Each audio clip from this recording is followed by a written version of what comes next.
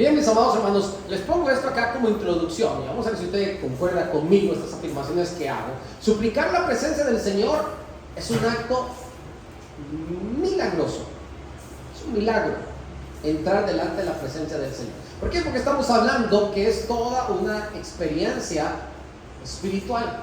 Esto no sucede únicamente en este ámbito terrenal, sino que cuando usted y yo comenzamos a pronunciar el nombre de nuestro Salvador Jesucristo y elevar delante de Él nuestras peticiones, resulta que eso llega hasta el trono de la gracia y se convierte en incienso que está allí en el altar del Señor. Y los ángeles vienen y añaden más incienso, que son las oraciones de los santos. Y dice la Escritura en el libro de Apocalipsis que Él toma de este incienso que está ardiendo y lo envía sobre la tierra. Y esta es la forma en que trabaja espiritualmente el Señor con nosotros. Nosotros oramos, llega delante su presencia, nuestras oraciones en olor grato delante de Él, y ese olor que inunda su trono con el incienso que son las oraciones de los santos, le mantiene recordando al Señor ese clamor que hace su pueblo. Y es entonces cuando Él toma de esto y lo envía sobre la tierra, y su poder se manifiesta sobre lo que nosotros vemos en el mundo material. Esto es algo maravilloso, esto es un milagro que sucede en el mundo espiritual, donde el poder de Dios, obviamente por su gracia, no es que usted y yo exigimos al poder de Dios manifestarse en nuestras vidas, es que el poder de Dios, por su gracia, se acerca a nosotros a pesar de que Dios nos conoce y que sabe cómo somos. ¿Cuántos de aquí podemos decir que a veces somos medio necios? Sí, a veces somos medio necios, ¿verdad? Cabezones. ¿Cuántos podemos decir que a veces nos pasamos de orgullositos? ¿Sí? Y algunas veces nos pasamos de orgullosos. Algunas veces usted y yo amanecemos, oiga, medio golpeado del espíritu, y andamos allí cediendo las cosas de la carne, con nuestra mirada, con nuestras palabras. Y Dios nos conoce, y aún así su gracia permite que ese poder de Dios se derrame sobre nuestra frágil humanidad. Es el lugar, la presencia del Señor, es el lugar donde todos los límites desaparecen. ¿Habrá algo imposible para Dios? Esta es una frase que el mismo ángel del Señor dijo. ¿Habrá algo imposible para Dios? Te lo pregunto aunque ya tú lo sabes. ¿Y cuál es la respuesta? Nada hay imposible para Dios. Cuando usted y yo estamos en la presencia del Señor, entonces no hay límites. Los límites los ponemos nosotros por nuestra poca fe. Es decir, que el poder de Dios se va a manifestar hasta donde su fe llegue. Necesitamos entonces que crezca y se fortalezca nuestra fe. También es en la presencia del Señor donde se aclaran todas las dudas de nuestro diario vivir. Algunas veces sentimos este poquito de temor al futuro, esa incertidumbre de qué irá a pasar, esto de que qué quedará Dios con esto. Busque la presencia del Señor y en Él son aclaradas también nuestras dudas del diario vivir. Cuando estamos en su presencia, de esto quiero hablar, mis amados hermanos, hoy, y para eso les invito a ir a Lucas, el capítulo 9, versículos del 28 al 36. Lucas capítulo 9, versículos del 28 al 36. Este es un pasaje que hemos leído quizás muchas veces, y quiero que lo desmenucemos, para decirlo de alguna forma, este hermoso pasaje. En Lucas el capítulo 9, versículos del 28 al 36. Me dicen amén cuando lo tienen, por favor. Cuando estamos en su presencia, cuando estamos delante de la presencia del Señor, mi amado hermano, algo tiene que pasar. ¿Me explico? Estamos ante el Todopoderoso, algo tiene que pasar. Algo tiene que pasar. Y esto lo experimentaron los discípulos, y la idea es que usted y yo también aprendamos un poquito de esto. Dice la Escritura, Lucas capítulo 9, versículos del 28 al 36. Voy a leer para ustedes, siga por favor con su vista. No voy a estar leyendo mucho el pasaje para ganar un poquito de tiempo, así que trate de ver cada detalle. subraye todo lo que tenga que subrayar, vea personajes principales, mire los verbos, mire cosas interesantes que están allí. Dice la Escritura: aconteció como 8 días después de estas palabras, que tomó a Pedro, está hablando el Señor Jesucristo, tomó a Pedro, a Juan y a Jacobo, y subió al monte a orar. Y entre tanto que oraba, la apariencia de su rostro se hizo otra, y su vestido blanco y resplandeciente. Y aquí 2 varones que hablaban con él, los cuales eran Moisés y Elías, quienes aparecieron rodeados de gloria y hablaban de su partida, que iba Jesús a cumplir en Jerusalén. Y Pedro y los que estaban con él estaban rendidos de sueño, mas permaneciendo despiertos vieron la gloria de Jesús y a los 2 varones que estaban con él. Y sucedió que, apartándose ellos de él, Pedro dijo a Jesús: Maestro, bueno es para nosotros que estemos aquí. Hasta ahí va bien. Y hagamos 3 enramadas, una para ti, una para Moisés y una para Elías, no sabiendo lo que decía. Mientras él decía esto, vino una nube que los cubrió, y tuvieron temor al entrar en la nube. Y vino una voz desde la nube que decía: este es mi Hijo amado, a él oíd. Y cuando cesó la voz, Jesús fue hallado solo, y ellos callaron. Y por aquellos días no dijeron nada a nadie de lo que habían visto. Mi amado hermano, cuando estamos delante de la presencia del Señor, algo tiene que pasar, y de eso vamos a hablar en esta mañana, cuando estamos en su presencia. Esta es una historia que todos ya conocemos, y quiero que la vayamos viendo paso a paso, desde algunos puntos de vista, desde algunas tomas diferentes, para que le encontremos un poquito de sentido al pasaje. Vamos a empezar con esto. Dice la Escritura que aproximadamente como 8 días después de estas palabras, esto que nos está narrando Lucas, era un hombre bastante organizado en su forma de escribir. Lucas trabajaba muy bien en la parte cronológica de los eventos, y él dice, bueno, aproximadamente como 8 días después de estas palabras. Entonces esto nos obliga a nosotros a ver cuáles eran esas palabras que el Señor estuvo hablando aproximadamente como 8 días después. Ahí mismo, en el capítulo 9, lo primero que voy a rescatar, bueno, obviamente habla de aquel momento cuando los discípulos les tocó pegarse una buena trabajadita. ¿Recuerdan? Recuerdan que estaban en un lugar desierto ahí en Bethsaida, y dice la Escritura que había más de 5,000 personas allí reunidas, 5,000 hombres, sin contar mujeres ni niños, y se estaba acercando la noche y no había comida. Los discípulos dijeron al Señor: bueno, Señor, yo creo que la mejor solución es que tú nos mandes para la casa. Despide a esta gente porque ya es tarde y ya hace hambre y ya queremos ir a descansar. Y el Señor les dice: bueno, deben de comer ustedes. Yo no sé si ustedes recuerdan que en el capítulo anterior, o los capítulos anteriores, nos hablaba de que el Señor les había dado poder a los discípulos para que ellos fueran y anunciaran las verdades del reino, que no llevaran comida porque el Señor les iba a proveer, que no tuvieran miedo si eran mordidos por alguna serpiente o escorpión o algo así, porque el Señor les iba a proteger. Y cuando ellos volvieron, según el inicio del capítulo 9, vinieron hablando de las maravillas, y añado, que ellos habían hecho, no que con el poder del Señor lograron hacer. Entonces el Señor les lleva al desierto y les dice: denle de comer. Y aquel gran poder del que ellos alardeaban que tenían había desaparecido. Y entonces todavía le dicen de manera irónica al Señor: ¿y de dónde vamos a sacar tanta comida? ¿De dónde vamos a sacar? Aquí lo único que tenemos, 5 pancitos, de esos que vende el chino posiblemente, ¿verdad? De real. 2 pececitos,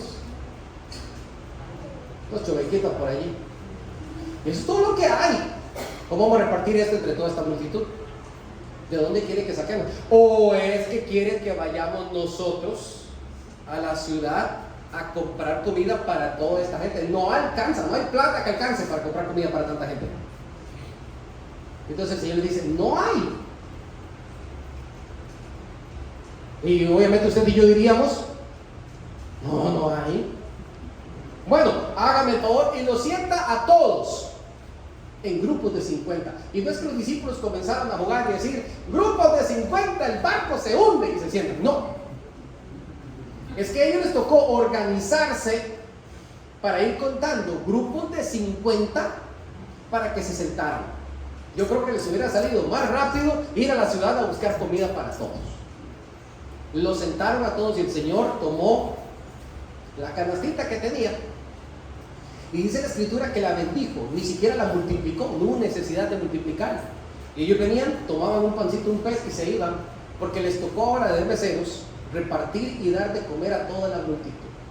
Y una vez que terminaron de comer todos, porque dice la Escritura que comieron y fueron saciados, sobró 12 cestas de comida. Así que el Señor agarró una cesta para cada uno y le dijo, no, que no había. Aquí están estas 12 cestas, se la comen, ¿verdad? Ahora se la comen.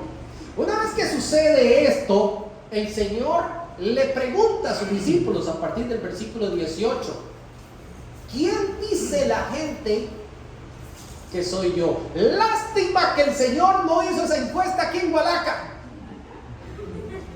Hubieran salido como unas 250 opiniones diferentes de quién dice la gente que es. Unos dicen, comenzaron los discípulos, unos dicen que tú eres Juan el Bautista. Había sido decapitado hace poquito, pero decían que era Juan el Bautista. Otros dicen que tú eres Elías. ¿Recuerdan aquella profecía que hablaba de que Elías tenía que reencarnarse? Obviamente esa es una profecía que hablaba de Juan el Bautista, no es que Elías iba a ser reencarnado. O quizás algo de la transfiguración. Otros dicen que tú eres un profeta de los antiguos que has resucitado. Es decir, todo el mundo dice, tú eres alguien diferente, fuera de este mundo, fuera de este mundo. Entonces el Señor dice, bueno, lo que la gente opine para mí tal vez no es tan importante. ¿Quién creen ustedes que yo soy? Entonces vemos aquella declaración de Pedro cuando él dice, tú eres el Cristo, el Hijo del Dios viviente. Cuando le dice tú eres el Cristo, él está diciendo tú eres el Mesías, tú eres Dios mismo encarnado aquí en la tierra, tú eres el Emanuel, Dios con nosotros. Esta es una de las preguntas que 8 días después ellos van a tener una respuesta concisa y precisa de quién es el Señor. Pero más adelante, en los versículos del 21 al 27, el Señor comienza a hablarles de que Él tiene que partir, de que Él ya no va a estar más con ellos, y añade en el versículo 27, y dice, versículo 27 de Lucas 9, pero digo en verdad que hay algunos de los que están aquí que no gustarán la muerte hasta que vean el reino de Dios. ¿Puede alguien ver el reino de Dios sin antes morirse? Negativo. La única forma en que usted ve el reino de Dios es que usted sea un pecador redimido por la sangre de Cristo y que muere en esta vida, para entonces entrar en el reino de Dios. Si usted es un pecador no redimido por la sangre de Cristo y se muere, también va a ver el reino de Dios, pero a lo lejos, como lo vio aquel rico que, alzando sus ojos, estando en tormento, vio a Lázaro, ve, en el seno de Abraham, disfrutando de las bendiciones del Señor. Pero entonces el Señor le dice a los discípulos, bueno, yo les voy a decir un secreto. Cuando Él dice, en verdad os digo, les voy a decir un secreto, que algunos de ustedes, de los 12 que están allí, van a ver la manifestación del reino de Dios sin haber muerto. Esta gente estaba ahí como Desde ahí empezó la frase esta de seré yo maestro. Ahora sí, versículo 28, como 8 días después de estas palabras. Todo esto es lo que está sucediendo antes de que veamos este proceso de la transfiguración. Hay algo que a mí me llama mucho la atención, y es que desde 8 días antes el Señor ya venía preparando el terreno. El Señor ya venía pensando en estas personas. El Señor ya estaba pensando en los eventos que iban a pasar 8 días después. Y esto me habla de la forma en que Dios nos ve a cada uno de nosotros, planifica la vida de cada uno de nosotros, tiene predestinado para nosotros cosas importantes. Mi amado hermano, en la medida en que usted y yo estemos cerca del Señor, más nos tomará el Señor en cuenta. ¿Y por qué digo esto? ¿Quiénes lograron ver parte del reino de Dios sin haber muerto? Solamente aquellos discípulos suyos que eran más cercanos. ¿Y quiénes eran estos? La rosca. Sí, era la rosca. ¿Y quiénes eran la rosca? Pedro, Jacobo y Juan. Oye, mis amados hermanos, la rosca no tiene nada de malo. Lo malo es estar fuera de ella. Oye, eso es lo malo. Pero estos 3 personajes siempre fueron los más cercanos. Recuerden ustedes un poco más adelante en el Getsemaní, cuando el Señor estaba tremendamente angustiado y subió a orar, y Él llevó consigo ¿a quiénes? Pedro, Jacobo y Juan. Y Él se hizo como a un tiro de piedra un poquito más adelante, y Él oraba y decía: Señor, si es posible, pasa de mí esta copa. Y dice la Escritura que venían ángeles y le fortalecían. Ahora, eso sí, no creo que lo hayan podido ver mucho, porque cada vez que el Señor se devolvía, ¿cómo los encontraba? Dando miedo. Mi amado hermano, que el sueño no nos robe cosas maravillosas que pueden pasar en nuestra vida cuando estamos cerca del Señor. Que el Señor no me lo robe. Un poquito más atrás, vayan al capítulo 8, versículo 51. Capítulo 8, versículo 51, un poquito más atrás. 8:51. Desde el versículo 40 se nos comienza a narrar aquella historia de mi tocayo Jairo, que tenía una niña, o su hija estaba muy enferma. No era nada, ¿verdad? Su hija estaba muy enferma, a punto de morir. Y él va hasta donde está el Señor y le dice: te ruego que vamos a mi casa un poquito para que me sanes a la chica que está mal. Mientras van de camino, se encuentran con aquella otra señora que tenía 18 años, de una enfermedad terrible, que la había dejado sin nada, sin salud, sin plata y sin nada. Ella toca el borde del manto del Señor, ella es sanada. Entre tanto que está sucediendo esto, vienen familiares, amigos de Jairo y dicen: ya no moleste más al maestro, porque tu hija ha muerto. Y el Señor dice: no, vamos, ya estamos cerca, vamos. Cuando llegan a aquel lugar está todo el mundo llorando.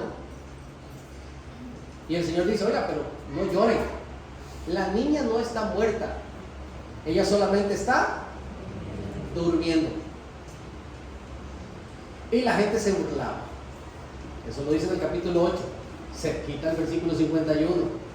Pero el versículo 51, entrando en la casa, hablando de Jesús.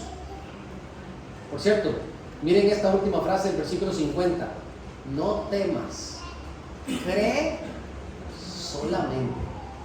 Entrando en la casa, no dejó entrar a nadie consigo, sino a quienes: Pedro, Jacobo, Juan y al padre de la niña. ¿Notaron eso? ¿A la mamá la habrá dejado entrar? Ahí le dejó la tarea.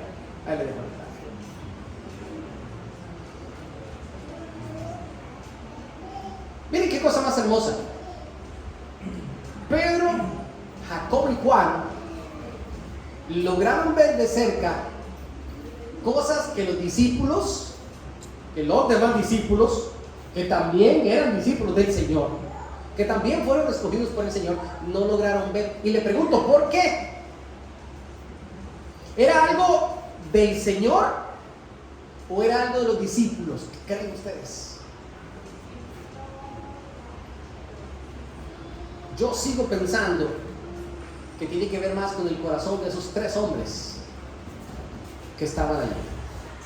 Yo le apuesto que esos 3 hombres, si estuviésemos en nuestros días, fueran de los primeros que llegan al culto. Se lo apuesto. Son de esos hombres que no se pierden ninguna actividad, que cuando dicen vamos a evangelizar, son de los primeros que llegan, de los que dicen que hay que ofrendar y andan viendo a ver cómo hacen para ofrendar generosamente. Son de aquellos que en cualquier cosa que los ocupen, ahí estaba un corazón dispuesto. Pedro, Jacob y Juan tenían que tener algo diferente a los demás, y eso era evidente, y para el Señor eran los más cercanos. Mi amado hermano, todos los que estamos acá somos hijos del Señor, fuimos redimidos por su sangre, tenemos herencia en el reino de los cielos. Pablo dice que ya estamos sentados en los lugares celestiales con Cristo, pero no todos tenemos ni la misma disposición ni la misma cercanía con el Señor. ¿O me equivoco? Pedro, Jacob y Juan eran más cercanos, evidentemente, que los demás discípulos, y por lo tanto lograron ver cosas que los demás no lograron ver. Miren qué curioso, después del capítulo 9 dice la escritura que estaban entre todos en una discusión, ¿quién de ellos en el reino sería el mayor? A pesar de que estaban tan cerca, tampoco habían entendido todas las cosas, porque fue cuando el Señor pone un niño en el medio y le dice, aquel que se haga como un niño, entonces este es el más grande del reino de los cielos. Pero habían estado muy cerca del Señor, de manera hermosa y evidente habían estado más cerca del Señor. Y en la medida que usted y yo estamos cerca del Señor, mi amado hermano, no nos vamos a perder nada, ¿oyó? No nos perdemos nada, vemos cosas interesantes. Y estos 3 fueron los que subieron también al monte, y me refiero a este momento de la transfiguración. Dice el Señor que Él tomó a ellos 3 y subieron al monte. ¿Qué pasa? ¿Qué pasa si alguno de ellos dice, no, yo no voy para allá? Al monte, no, yo no pienso subir a esta hora. No, maestro. ¿Qué hora creen ustedes que era, mi amado hermano, para que los discípulos estuvieran durmiendo? ¿Las 3 de la tarde? No lo creo, ¿verdad? ¿Cómo qué hora tenían que ser para que los discípulos estuvieran durmiendo? Lo del Getsemaní fue después de la medianoche. ¿Cómo qué hora creen ustedes que eran? Yo les voy a decir una cosa, temprano no era. Mínimo 10:30, 11. De ahí para allá, y no me extrañaría que hubiese sido la madrugada. No me extrañaría. A mí no me extrañaría conociendo al Señor. Déjenme decir una cosa. El que se queda abajo se pierde de todo. Cuando usted y yo estamos cerca del Señor, estamos propensos a ver cosas maravillosas.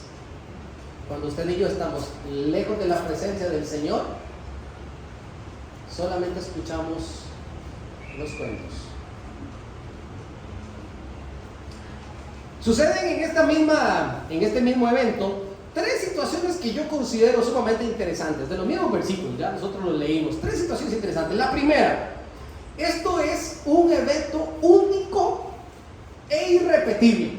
Este momento de la transfiguración es un momento único e irrepetible. Nunca más en la historia se vio algo como esto, y por supuesto jamás lo veremos de nuevo. Cuando usted escuche por ahí un testimonio de un hombre que dice que fue a los cielos y que habló con Dios y que vino de nuevo, y ahora les voy a decir lo que él dijo, no le crean. Cuando usted escucha un testimonio de un hombre que dice que fue al infierno, esto sí está más cruel todavía. A mí me pusieron a ver una vez una película de esas en una iglesia. Un video, no es una película, es una especie de predicación de un hombre que asegura que él fue al infierno. Es la película más mala que he visto en mi vida, más llena de fallos teológicos por todo lado, de mentiras abiertas que se dicen en un púlpito para meterle miedo a la gente. Este hombre aseguraba que él había ido al infierno y que había hablado con el mismísimo diablo, pero que el Espíritu Santo estaba al lado de él protegiéndolo, y que después lo llevó de nuevo a la tierra para decirle a todos lo que pasa allá. Mi amado hermano, usted y yo sabemos lo que va a pasar allá, ¿verdad? Ya usted y yo lo sabemos. Yo no necesito que nadie me eche cuento. Esto que nosotros vemos de la transfiguración, de la manifestación del reino de Dios, es un evento único e irrepetible. Pedro, Jacobo y Juan pueden decir: ahí yo estuve. Ahí yo estuve. Ustedes saben que Pedro tenía a su propio hermano de sangre. ¿Cómo se llamaba el hermano de Pedro? ¿Recuerdan? Andrés. Andrés. No es Andrés, es otro Andrés. Y Pedro podía llegar a la casa y le decía: ay, Andrés, de lo que te se perdió, papá. De lo que te perdiste. Es un evento único e irrepetible. Miren, hay algo interesante. Y voy a decir esto porque es lo que sucedió.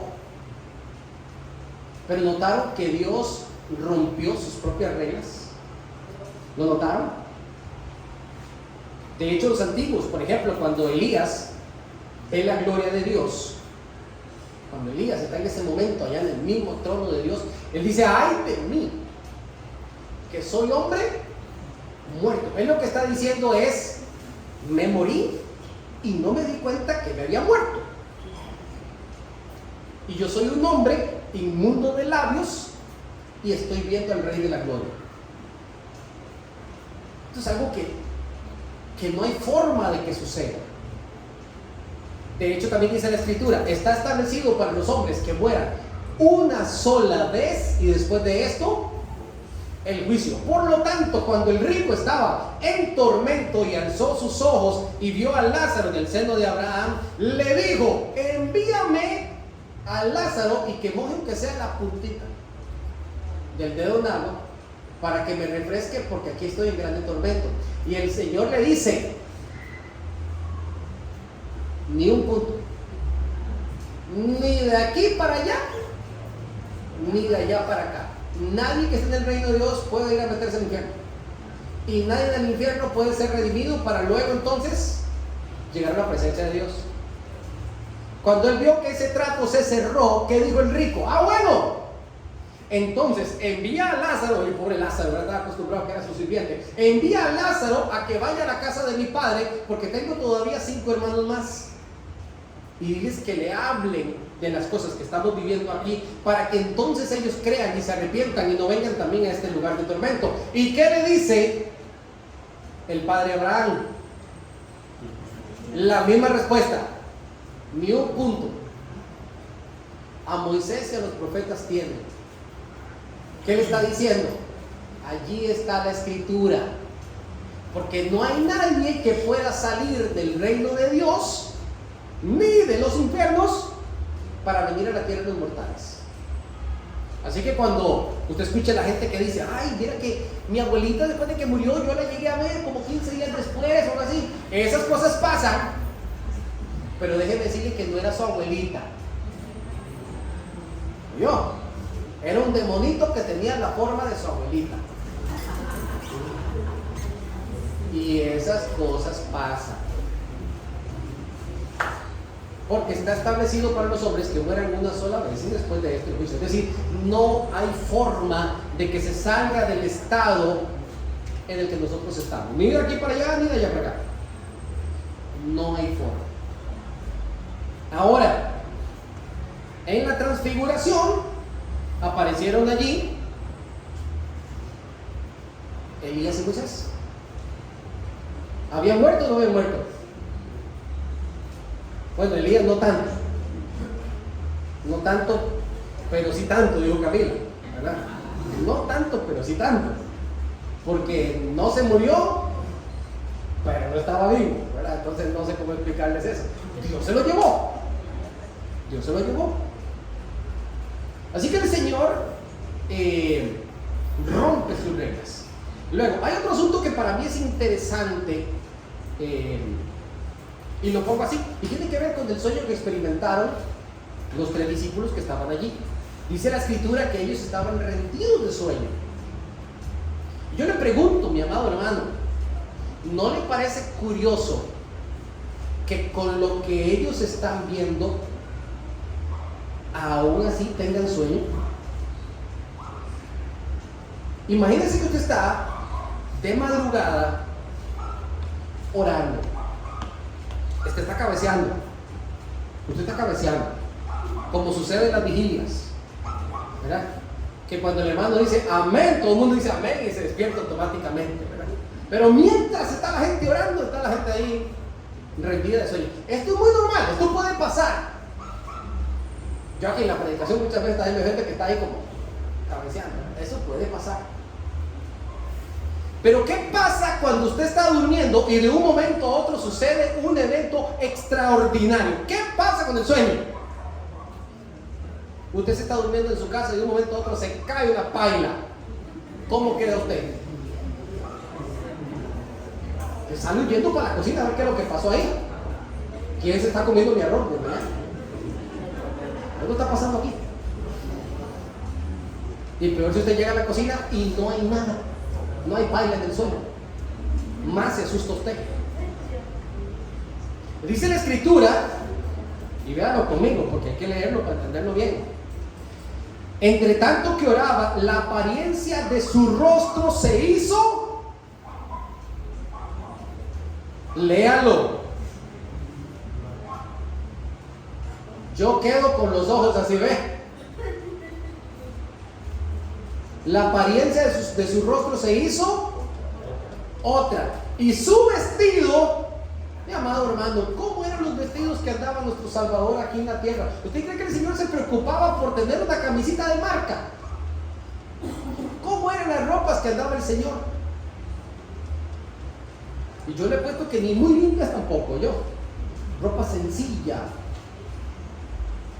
Pero de un instante a otro, esta ropa sencilla se convirtió en un vestido que era blanco y además resplandeciente.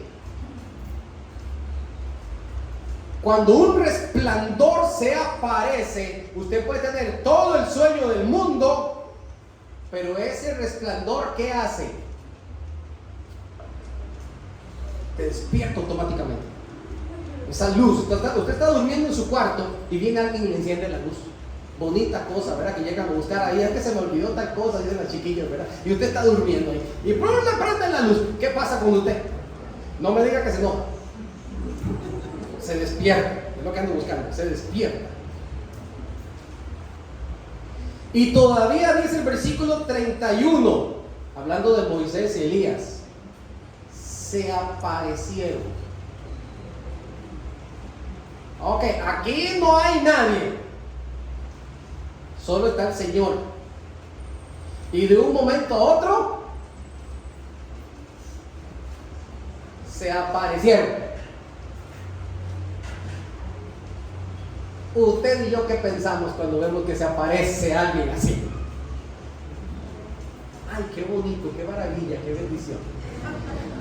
Ojalá nosotros pudiésemos orar y pedirle a Dios que nos permita aquí que se manifieste un ángel del Señor en este momento.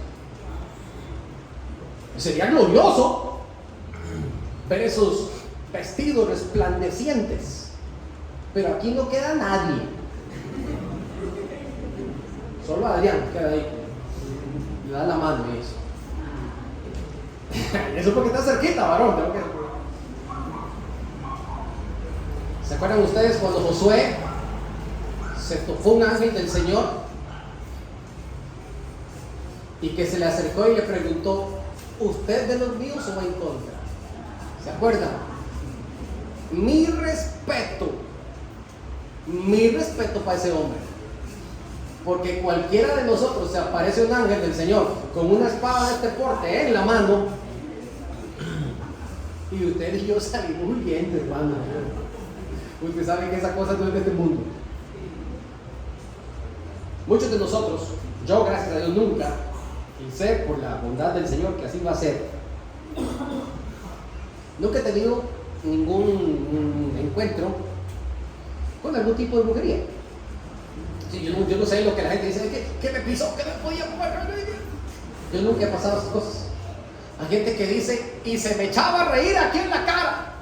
Y yo trataba de patear ahí a mi hermano que lo tenía al lado y no podía, dice, para que se despertara el vivo ese, dice el otro. Yo nunca he experimentado esas cosas.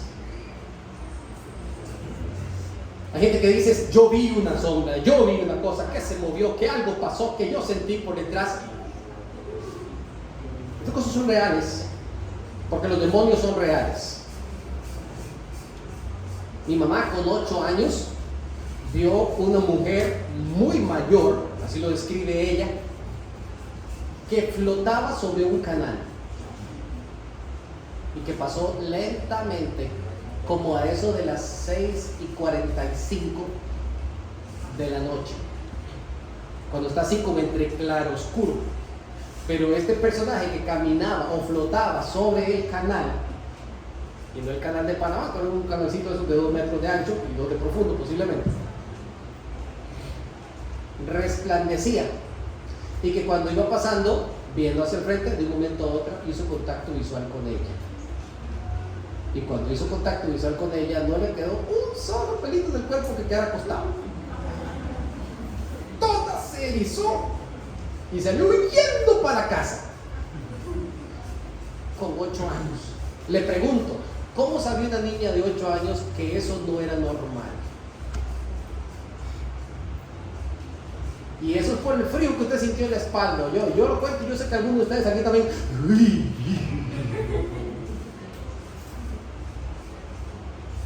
Todo evento sobrenatural a usted se le quita el sueño. ¿Y por qué los discípulos, dice la escritura, que estaban rendidos de sueño? En versículo 32. Pedro y los que con él estaban rendidos de sueño. Y escuche esta frase: más permaneciendo despiertos, vieron la gloria de Jesús. ¿Qué significa la frase permaneciendo despiertos? Era un esfuerzo que ellos tuvieron que hacer para no dormirse.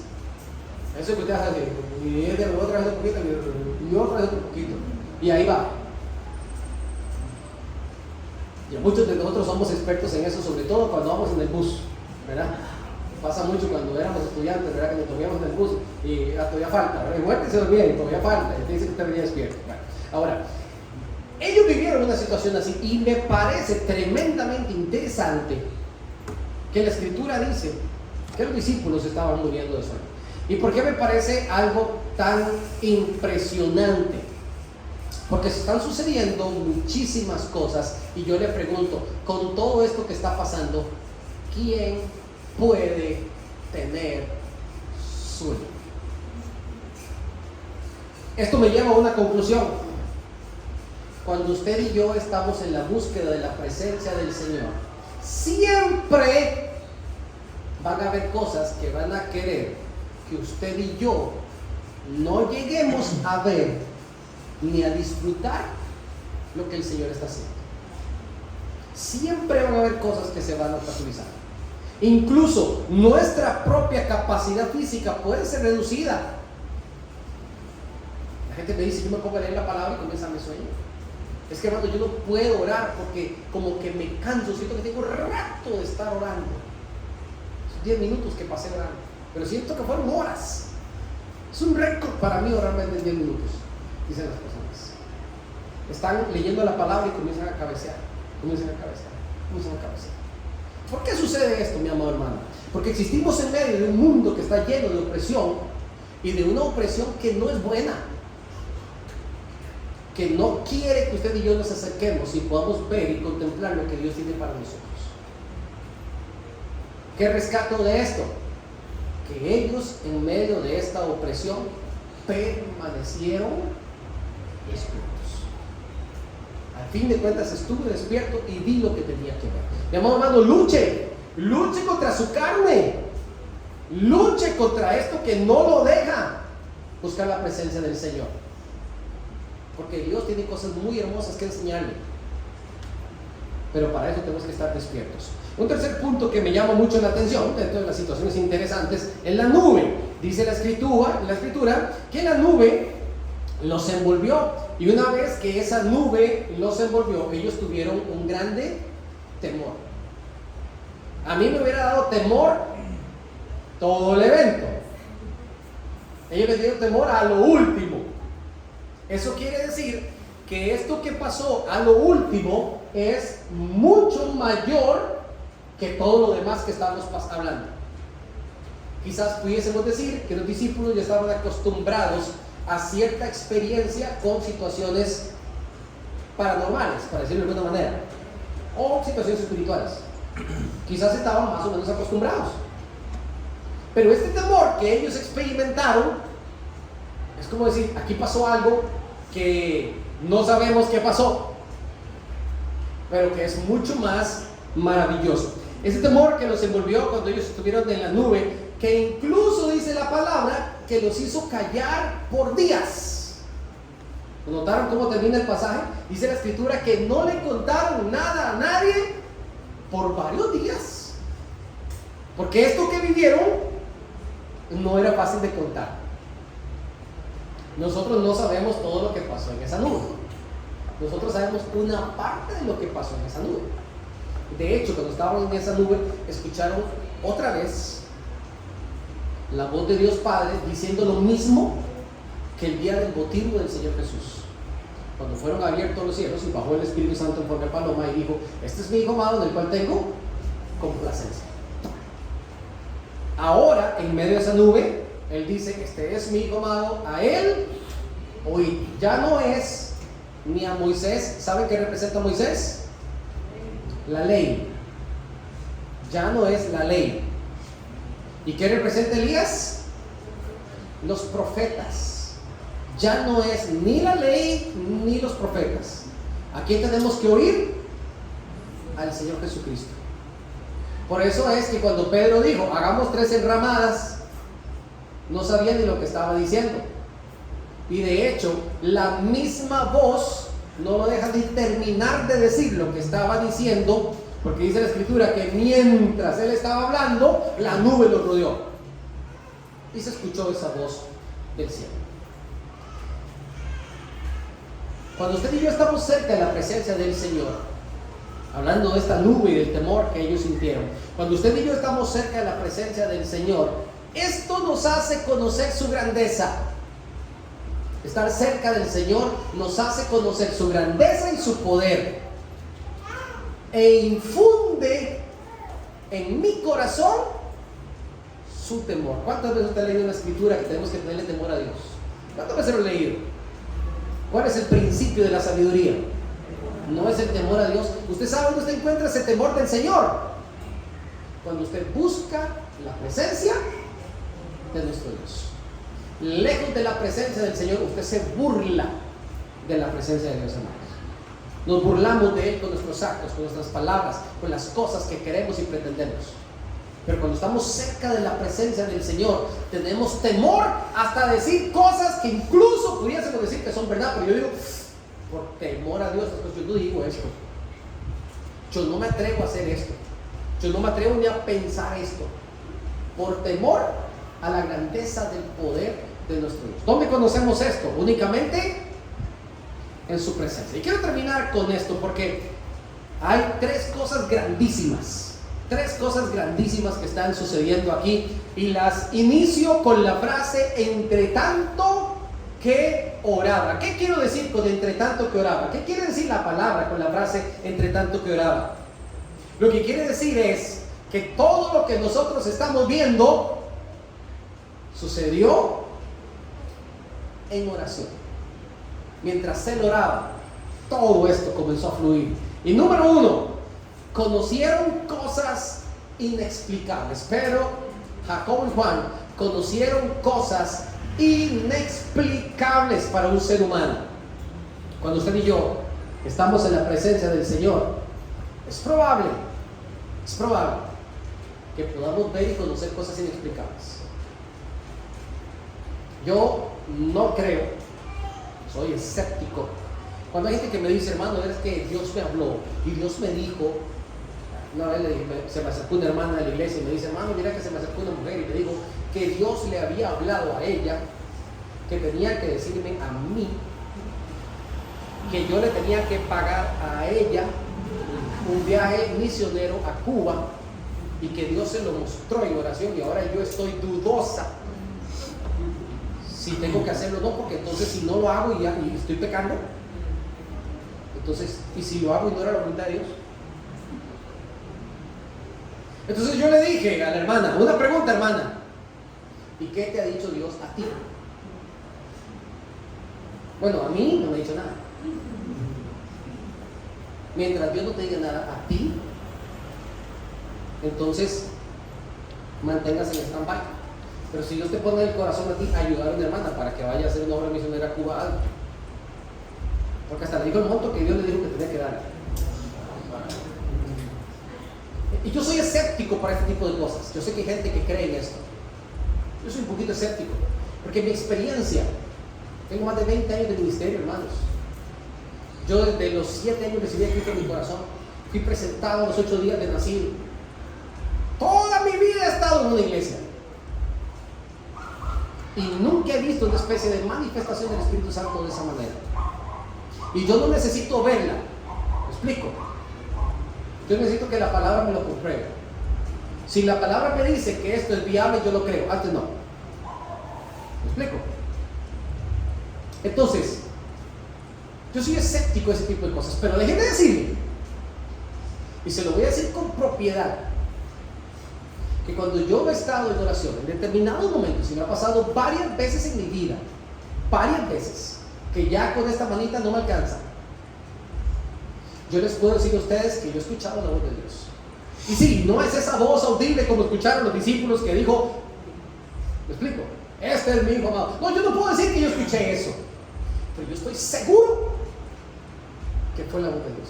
Y me ha hecho tomar decisiones específicas en mi vida y Dios me ha garantizado que esa es su voluntad a través de escuchar su voz. No sé cómo pasó eso, hermanos. Solo sé qué pasó. Porque son cosas inexplicables. Inexplicables. Ustedes no saben la lucha que un muchacho como yo, a los 18 años, entro o no entro en un seminario teológico. Una lucha que a mí me hizo orar por más de 6 horas consecutivas en una noche. Por más de 6 horas ininterrumpidas. Y cada vez que yo le decía, Señor, espero de ti una respuesta, me voy a dormir, me acostaba, no sentía paz en mi corazón hasta que me volvía a levantar y comenzaba nuevamente arrodillado a orar delante del Señor y decirle, Señor, muéstrame tu voluntad porque estoy, que mañana tengo que ir a entregar estos documentos o no voy. Y seguir orando. Y cada vez que me acuesto, otra vez pierdo la paz y esa ansiedad hasta que nuevamente me levanto y comienzo a orar. Y mientras estoy orando, siento paz en mi corazón. Hasta que sé que Dios me dijo a mí, yo te elegí a ti. Cuando yo escucho eso, mis amados hermanos, que les repito, yo no sé si yo lo escuché. Porque no es una voz audible.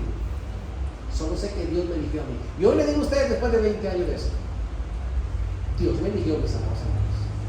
Puedo ser el peor pastor que usted llegue a conocer en su vida, pero sé que el Señor me eligió.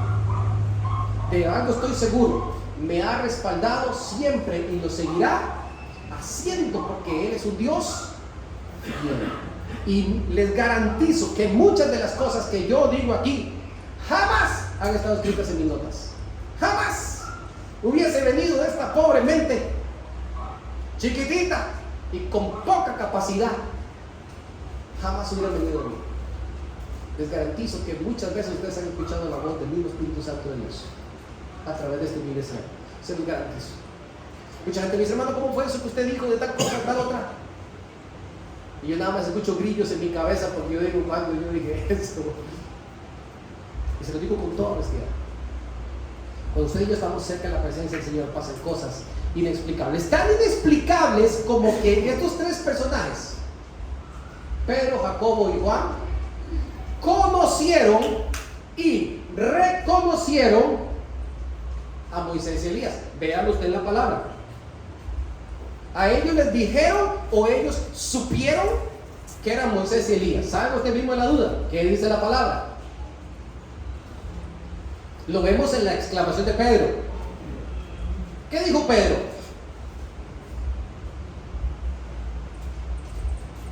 ¿Lo vieron?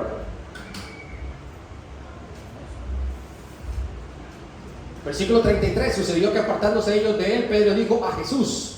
Jesús no ha hablado, es Pedro hablando. Maestro, bueno es para nosotros que estemos aquí y que hagamos 3 enramadas. ¿Para quiénes? Una para ti, una para Moisés. ¿Quién le dijo a Pedro que el que estaba a este lado era Moisés y aquel que estaba a este otro lado era Elías? ¿Quién le dijo a Pedro eso? Cuando estamos dentro de la gloria de Dios, o sea, cuando lleguemos a la gloria de Dios, nosotros tenemos la capacidad de ver, entender y reconocer absolutamente todo en este mundo. ¿Me explico? Tendremos la mente de Dios porque estamos en el reino de Dios. Por un instante ellos tuvieron un porcentaje de este conocimiento global que tiene Dios, al punto que vieron y dijeron: ay, ahí está Moisés. Y créanme, no lo conocieron por Facebook, nunca vieron una foto por Instagram, nunca. De Moisés no habían fotos, mis amados hermanos. Por eso es que muchos de los eventos que están en la palabra, incluyendo la misma manifestación de nuestro Salvador Jesucristo, es antes de la tecnología. Dios lo hace todo pensado, ¿me explico? A propósito, para que nosotros creamos sin ver, solo por fe. Usted se ha puesto a pensar cuánto tiempo vivió antes de la manifestación del Señor Jesucristo Moisés en la tierra. Usted se ha puesto a pensar cuánto tiempo antes vivió Elías, antes de Jesucristo en la tierra. ¿Quién fue primero, Moisés o Elías? ¿Quién vivió primero? ¿Quién fue primero? Moisés. Moisés no pudo haber vivido por menos de 1300 a 1500 años antes de la venida de Cristo. Un buen rato, ¿cierto? Un buen rato, ¿verdad? Y saben ustedes que Elías tuvo que haber vivido por lo menos 850 años antes de la venida de Cristo. Pero los vio y los reconoció. Estas son cosas inexplicables. Miren, otras cosas interesantes, porque ustedes saben que Elías no murió. Elías fue llevado por un torbellino al cielo. Y si usted estudia en Deuteronomio capítulo 34 la muerte de Moisés, oiga, también fue medio extraña. También eso fue medio extraño.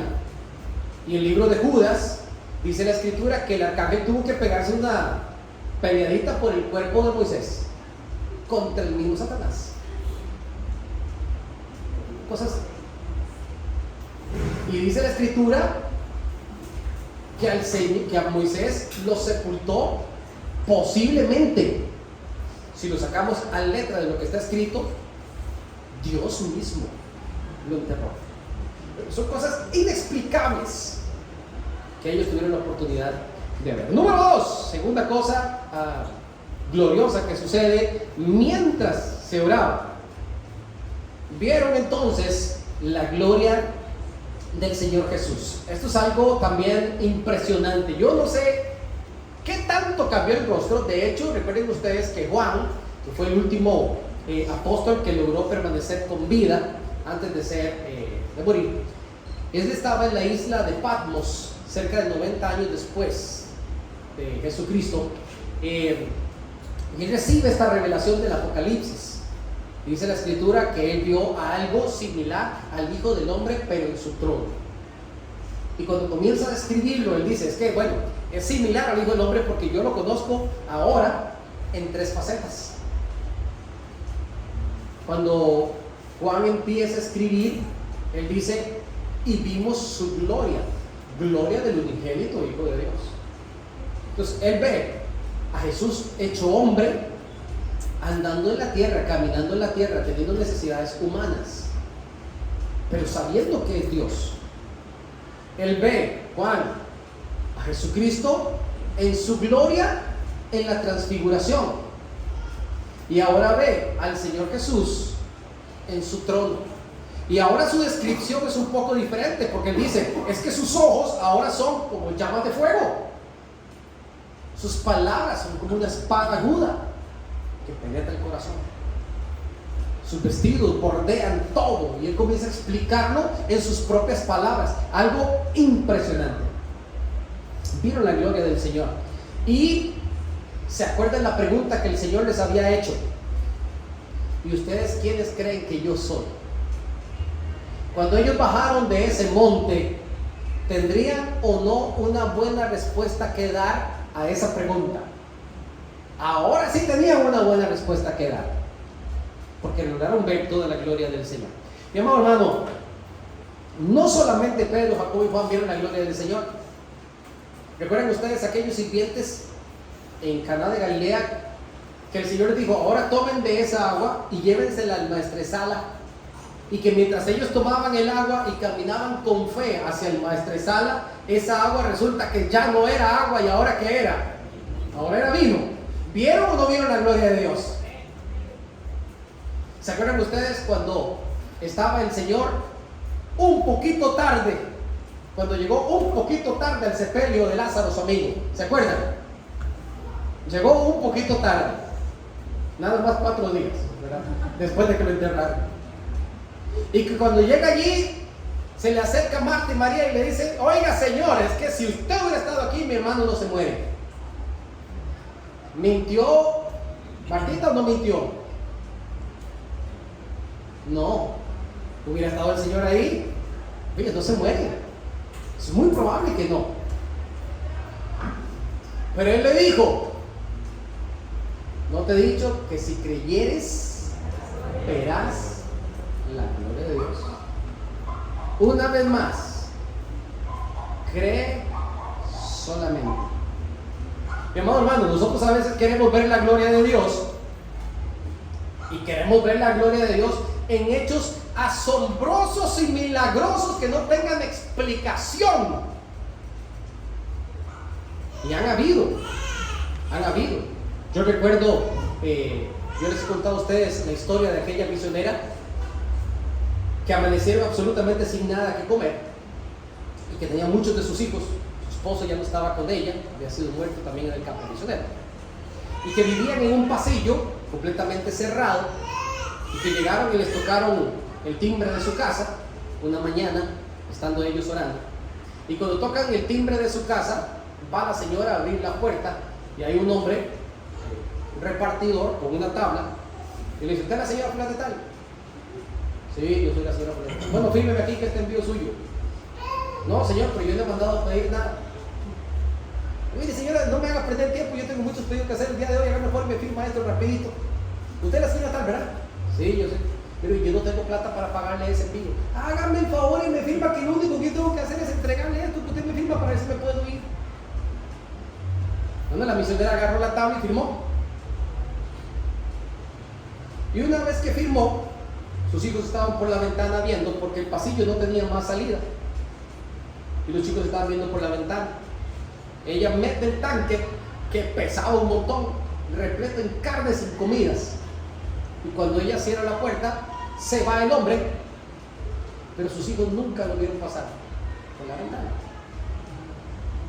Y yo sé que a nosotros nos encantaría ver estos eventos así sobrenaturales, y cuando los misioneros te los cuentan, usted queda con los ojos abiertos. Todo sueño se va. Dijo Evinia Sánchez en una oportunidad, estando en su tienda, viviendo en los Soniquén, Malí, en África, que ella vio una mujer que entró a su tienda y que quiso tomar agua de una, ¿cómo se dice? Un cántaro, porque son de esos de barro, son ellos.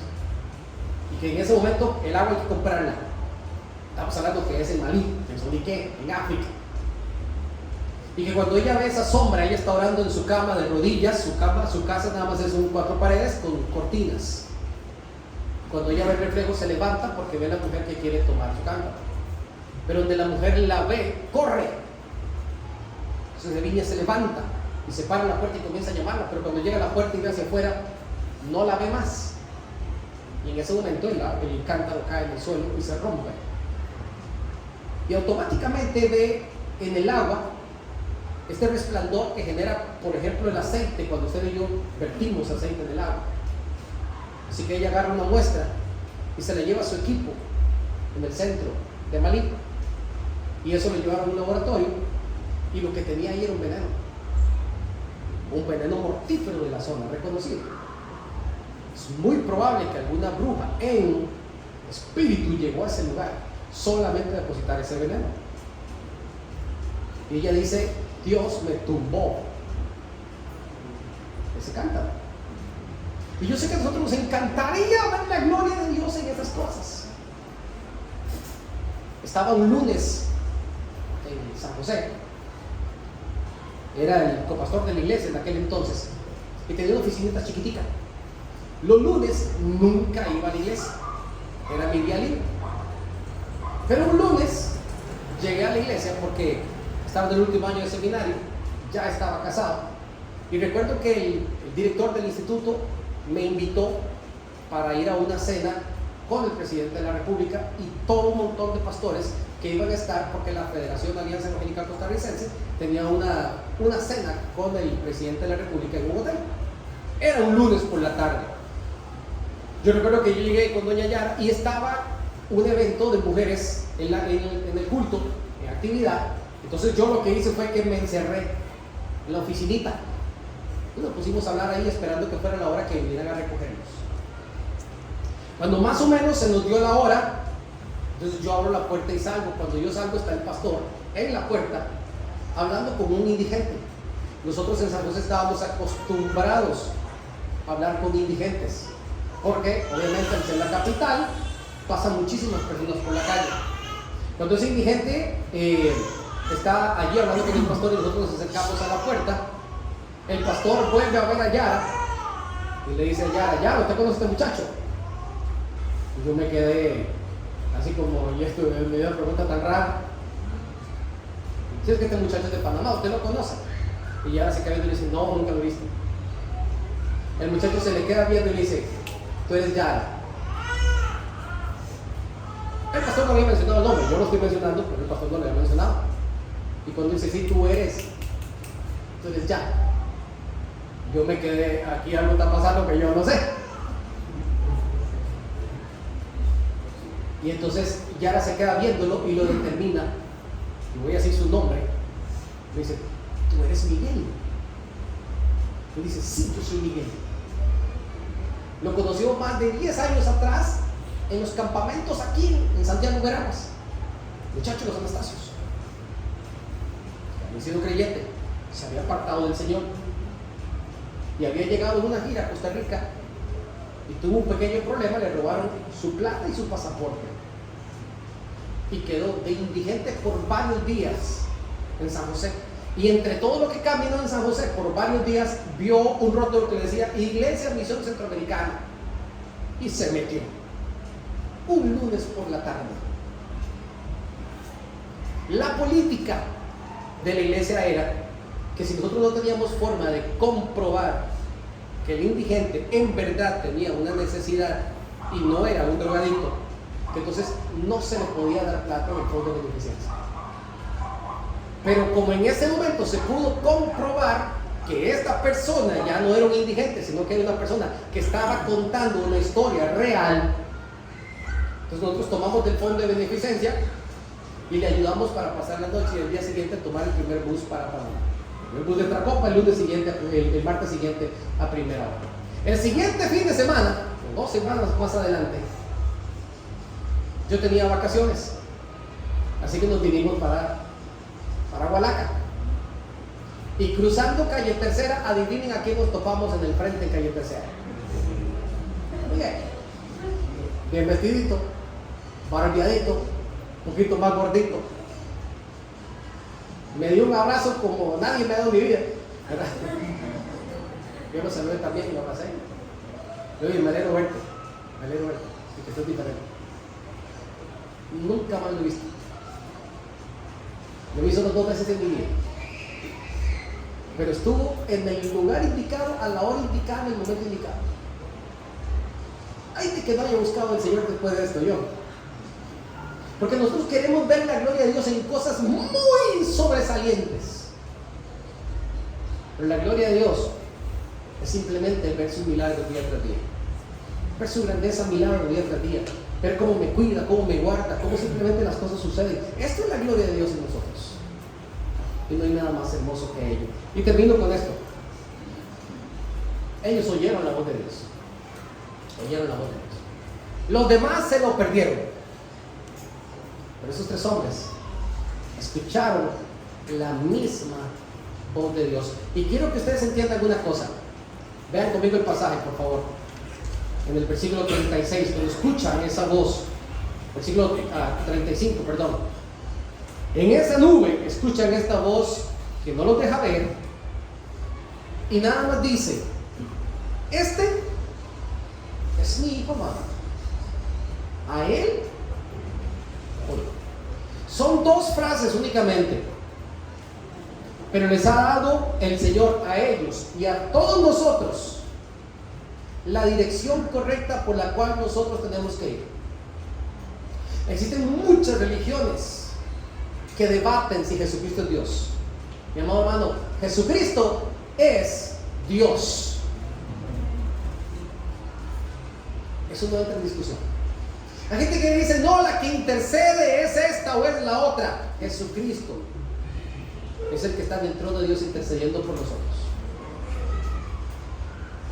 Él dijo: yo soy el camino, soy la verdad y la vida, y nadie viene al Padre sino por mí. Por eso es que Pedro más adelante también dijo: y en ningún otro nombre hay salvación, porque no hay otro nombre debajo del cielo dado a los hombres en quien podamos ser salvos, solo en el nombre del Señor Jesucristo. Esa declaración que ellos escucharon es la misma declaración que hoy a usted y a mí nos da dirección, y sabemos a quién tenemos que ir y a quién tenemos que seguir, y ese es nuestro Señor. Dice la Escritura que Elías y Moisés estaban hablando con Jesús acerca de su partida y de las cosas que iban a suceder en Jerusalén. ¿Recuerdan? Lo acabamos de leer. Cuando usted ve esto, recuerde una cosa: el Señor nos muestra sus planes.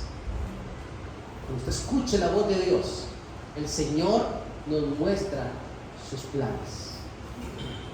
Y por último, a Él oír. Nuestro Dios es merecedor de toda la gloria. Él es el principal, el primogénito de toda la criatura, de toda la creación. Él es el principal. Y ante Él usted y yo tendremos que un día doblar también nuestros enemigos. Y todo el universo tendrá que hacerlo también, porque Él es el principal, el primogénito de toda la creación. Y esto es algo sumamente maravilloso. No tenemos por qué oír otras cosas, otras filosofías, otras corrientes. Usted concéntrese en el maravilloso nombre de nuestro Salvador Jesucristo. Es lo único. Mi amado hermano, cuando usted escuche a alguien que dice que escuchó la voz de Dios, pregúntese si ha dado dirección o guía, si está dando esa voz dirección o guía. Pregúntese si está hablando acerca de los planes del Señor. Y tercero, si pone al Señor en primer lugar. Todo lo que no haya en esa dirección no viene de Dios. Todo no viene en esa dirección. Entonces no es la voz de Dios. Ellos escucharon esa voz de Dios. Y usted y yo tenemos, cada vez que nos acercamos a la palabra, con la escritura abierta, de rodillas, presentándonos delante del Padre con un corazón sensible, tenemos la oportunidad también de escuchar esa voz de Dios, que va a hablar a mi corazón y me va a dar seguridad en cuanto a lo que Él tiene planeado para mí, que me va a dar seguridad de qué quiere que yo haga y a quién tengo que buscar cada día más. Que el Señor nos ayude, mis amados hermanos, a seguir conociendo cosas inexplicables delante de la presencia del Señor. Acompáñenme en oración y díganle: Padre, gracias, oh Dios, por tu palabra. Gracias por todas las cosas maravillosas que tú haces, Señor. Eres un Dios bueno para con nosotros y quieres que estemos cerca de ti, Señor. Yo sé, mi Dios, que nos hemos perdido de muchas cosas porque no hemos estado cerca de ti. Hay muchas cosas que ni siquiera creemos porque no hemos subido a ese monte, porque no te hemos visto de cerca, porque no hemos contemplado tu gloria, Señor. Muchas veces somos escépticos a esta verdad de estar rendidos delante de ti, a buscar tu presencia, Señor, a derramarnos delante de ti, a permitirte a ti hablar en nuestros corazones. Pero eso es porque estamos lejos de ti. En la medida en que nos acercamos a tu presencia, comenzamos a conocer estas cosas inexplicables. Hoy yo te pido, Señor, que así como en ese monte, una gran nube nos rodee a cada uno de nosotros, Señor, cada día. Que no nos permita ver absolutamente nada, solo escuchar tu voz. Que infundas ese temor en mi corazón por tu presencia, por lo que tú eres, por lo que tú puedes hacer, Dios. Que hagas de mí un siervo sensible a tu voz. Te lo pido en el poderoso nombre de nuestro Señor y Salvador Jesucristo. Amén.